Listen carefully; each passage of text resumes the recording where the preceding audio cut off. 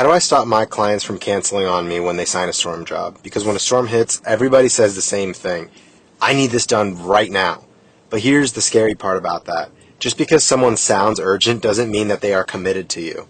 You can move your schedule, send trucks, call your crew, you can load the equipment up and turn down other jobs, drive across town, then you pull up and they say, oh, sorry, someone else already did it.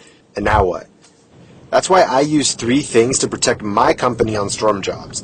Number 1, I use a real contract. Not a handshake, not a text message, not a, yeah, we're good, but a real contract that explains the work, the price, the terms, and what happens if they cancel.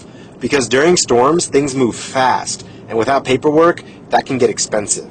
Number 2, I use a cancellation clause. In my contracts, if we deploy assets and the customer cancels, they have to pay 15% of whatever I've started moving to their property.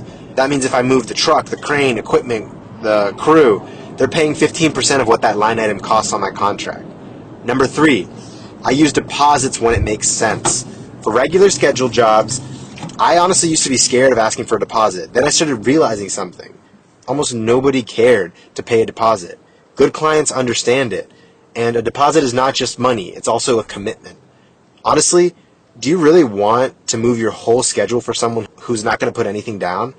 Because if there is no deposit, no signed contract, and no cancellation fee, they might change their mind at the last second and it costs them nothing. But it costs you a lot. Now, here's the part that most people get wrong. For big emergency storm jobs, I may not charge a deposit at all. And why is that?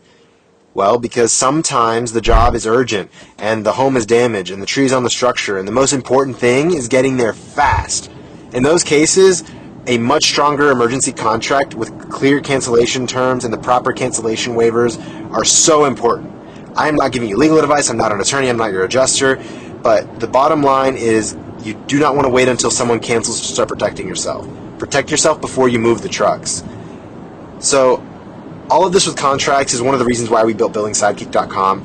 Billing Sidekick lets you host contracts online, and if you work in multiple states, you can set up different contract versions for each state because storm work is already chaotic, but your paperwork should not be. So before your next storm, ask yourself this.